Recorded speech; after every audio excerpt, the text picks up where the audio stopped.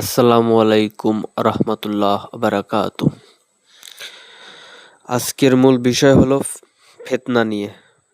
এতটাই ফিতনা আসবে যে নিজের ঈমান ধরে রাখা কঠিন। নিজের ঈমান মানে ঈমানদার হওয়া থেকে আর কি বেঈমান হওয়ার চান্সটা খুব বেশি বেড়ে যায়, যার কারণে বেঈমান হওয়া ছাড়া আর কোনো উপায় থাকে না যদি আল্লাহ তাআলা রহমত না করে। যদি এরকম পরিবেশ, তাহলে এখানে করণীয়টা কি? হুম আমি মোবাইলে একটি ভিডিও দেখলাম, ফেসবুক অথবা ইউটিউবে, যে ৮ জুলাই নাকি কাগজের টাকা বাতিল হবে, এরকম কোনো খবর দেখছিলাম। তাছাড়া আমি এসব বিষয়ে রিসার্চ করে গবেষণা করে জানতে পেরেছি যে দাজ্জাল দাজ্জাল আর ইহুদি খ্রিস্টান সভ্যতা এবং ইসরায়েলি সংস্থা, ইসরায়েলের লোকেরা আর কি কাগজের টাকা বাতিল করবে যাতে মানুষের উপর কন্ট্রোল করতে পারে। কাগজের টাকা বাতিল করলে তাদের কি হবে? আপনি যদি সরকারের বিরুদ্ধে কথা বলেন, তাহলে আপনার যে ব্যাংক অ্যাকাউন্ট সেটা ফ্রিজ করে দেবে এবং আপনি কিছুই করতে পারবেন না। আর এটা তো টাকা না যে আপনার কাছে থাকবে, এটা তো মোবাইলের ভিতর থাকবে, তাই আপনার এটার মধ্যে কোনো নিয়ন্ত্রণ থাকবে না। আর এভাবেই সবাইকে এসে কন্ট্রোল করবে। তাছাড়া অনেক পদ্ধতি আছে, সেভাবে তারা করবে। তাও এখান থেকে বাঁচার কি উপায়? বাঁচার একটাই উপায়। এ ব্যাপারে একটা হাদিস বলা, সেটা হাদিসটাকে বলিনি। এক সাহাবী জিজ্ঞাসা করেছে যে, ইয়া রাসূলুল্লাহ, এরকম যদি কোনো ফিতনা আসে যে আমার ঈমান ধরে রাখা খুবই কঠিন, মানে আমার বেঈমান হওয়ার চান্সটা খুব বেশি, তাহলে আমি কি করব? নবী করিম সাল্লাল্লাহু আলাইহি ওয়াসাল্লাম এই উত্তরে বলেন যে, এরকম যদি হয় তাহলে তুমি এমন এক জায়গায় যাবে যেখানে মানুষজন যায় না, খুব কম যায়, এমন সেখানে যেয়ে মৃত্যুর আগ পর্যন্ত অবস্থান করবে। এ ব্যাপারে আরো অনেকগুলা হাদিস আছে। তো এটার ব্যাখ্যাটা আসলে কি? এটার ব্যাখ্যাটা হলো, মানে উপায় বলে দিয়েছে নবী করিম সাল্লাল্লাহু আলাইহি ওয়াসাল্লাম। তো আমরা যেহেতু বাংলাদেশী মানুষ, আর আমাদের কি করা উচিত? আমাদের করা উচিত এমন জায়গায় যাওয়া যেখানে মানুষজন যায় না, এবং নিজের নিত্য নতুন প্রয়োজনীয় জিনিস, মানে একটা মানুষ বেঁচে থাকার জন্য যা যা থাকা দরকার, এবং ইবাদত, আল্লাহর ইবাদত করার জন্য যে সমস্ত ধর্মের বস্তু, যেমন কিতাব বা বিভিন্ন বিষয়বস্তু, সেগুলো সঙ্গে নিয়ে যাওয়া, এবং গবাদি পশু পাখি নেওয়া, যেরকম গরু, ছাগল, ভেড়া ইত্যাদি, এবং কবুতর, মানে যেগুলো আর কি জীবন জীবনে আর কি লাগবে, মানে খাবারের জন্য বা আর্থিক সহায়তা। তো যেহেতু আর্থিক সহায়তা এখানে দরকার নাই, কারণ এখানে তো সমাজ থেকে বিচ্ছিন্ন হয়ে যাবেন, তাই না? তো গবাদি পশু পাখি পাললে আর কি আপনারই লাভ, কারণ এটা আপনার খাবারের জন্য, খাবারের অভাবটা পূরণ পূরণ করবে। এখন প্রশ্ন হচ্ছে যে ভাই, আমি তো আল্লাহর জন্য এটা করব, তাহলে আমি এত কাজ করার সুযোগ পাবো কোথায়? আসলে দেখেন যে আপনি জোহরের নামাজের আগে, মানে সকাল ৯টা থেকে ঠিক ১২টা পর্যন্ত তো আপনার কোনো তখন কোনো কাজ থাকবে না।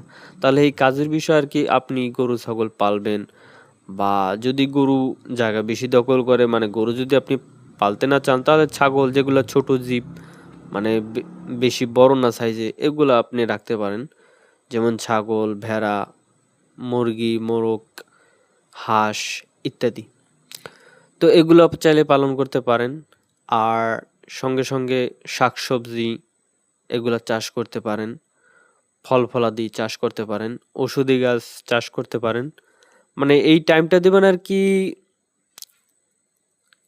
টাইমটা দেবেন ৯টা থেকে আর কি ১২টা পর্যন্ত এখানে কাজ করবেন। ১২টার পর আপনি ফ্রেশ হলেন, গোসল করলেন, তারপর তারপর আজান দিলেন, নিজে একা একা নামাজ পড়লেন, এরকম ইবাদত করলেন, নিয়মিত নামাজ পড়লেন, জিকির আজকার করলেন। মানে এটা আর কি করলে আর কি নিজের ঈমান বেঁচে থাকার জন্য, ঈমানকে বাঁচানোর জন্য আর কি এই উপায়টা বলেছি। আর এই হাদিসটা বলার কারণ হয়েছে যে মানে ফিতনা থেকে বাঁচার জন্য এই উপায়টা বলা হয়েছে। আর কি এটাই একমাত্র উপায় এই ফিতনা থেকে বাঁচার জন্য। তাছাড়া ভাই এখন শেষ জমানা, চতুর্দিকে ফিতনা, এমন ফিতনা আসবে কি আর বলবো। নবী করিম সাল্লাল্লাহু আলাইহি ওয়াসাল্লাম বলেছেন যে দাজ্জালের ফিতনার থেকে বড় কোনো ফিতনা নাই। আগে এরকম ফিতনা ছিল না, আর কখনো আসবেও না এত বড় ফিতনা। তো এটাই একমাত্র উপায়। আমি আর কি নিজের মতো করে এই যে হাদিসটায় কি বলেছে সেটা নিজের মতো করে ব্যাখ্যা করেছি। তো আমার দায়িত্ব ধর্মের দিক থেকে মানুষকে উপায় জানানো। এটা অনেকেই জানে না। আর যে হাদিসটা বলেছে এটার গভীর অনেক ব্যাখ্যা আছে। আর আমি যেগুলো বলেছি এটাই সেটার ব্যাখ্যা। যেহেতু নিরিবিলি স্থানে যেখানে মানুষজন কম যায়, নবী করিম সাল্লাল্লাহু আলাইহি ওয়াসাল্লাম আর বলতে চাচ্ছেন কি? আসলে বলতে চাচ্ছেন যেন আপনার ঈমানটা বাঁচে, আপনি যেন বেঈমান না হন। মানে আপনার বেঈমান হওয়ার খুবই চান্স, তাহলে আপনার এই উপায়টা এপ্লাই করতে হবে। যেহেতু বেঈমান হলে ভাই, বেঈমান হয়ে মৃত্যুবরণ করলে তো চিরস্থায়ী জাহান্নামী। আর নবী করিম সাল্লাল্লাহু আলাইহি ওয়াসাল্লাম তো চায় না যে কোনো উম্মত জাহান্নামে যাক। তাই সেই উপায়টা বলে দিয়েছে। আর এটাই একমাত্র উপায়। আরেকটি নিয়ত করতে পারেন, বা এটা আপনার ব্যক্তিগত ইচ্ছা হলে আরেকটা কাজ করতে পারেন যে আমি এরকম সুন্দর এই একটা বাসা তৈরি করলাম, ইবাদতখানা তৈরি করতাম নিজের জন্য, এবং এসব পাললাম, যে শাকসবজি করলাম, গরু ছাগল পাললাম, বা গরু না পাললে ছাগল ছিল, ভেড়া আছে, এই সমস্ত কিছু পাললাম, যে আমার মৃত্যুর পর এগুলো কে দেখবে, বা এরকম কি থাকবে বা নষ্ট হয়ে যাবে। যদি এরকম কোনো আফসোস পরে হয়, তাহলে আপনি এমন কাউকে খুঁজেন যে আপনার কথা শুনবে, বা তার কেউ নেই, এতিম, এরকম আর কি লোকের সাথে ভালো পরিচয় হয়ে তাকে আবার এখানে নিয়ে আসা এবং ধর্মের প্রতি আকৃষ্ট করা।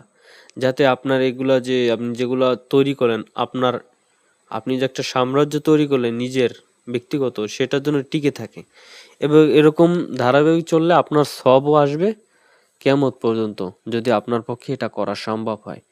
আর তাছাড়া আমি বললাম কেন এতিম ছেলে খোঁজা বা অসহায় কোনো লোক খোলা। দেখেন ভাই, যাদের পরিবার আছে তারা পরিবারের মায়া ছেড়ে এই কাজটা করতে পারবে না, তাই আমি বলেছি।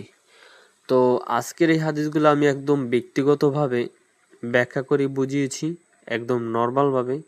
একজন সাধারণ মানুষের সাথে যেরকম কথা বলে আমি ঠিক সেরকমভাবেই বুঝিয়েছি।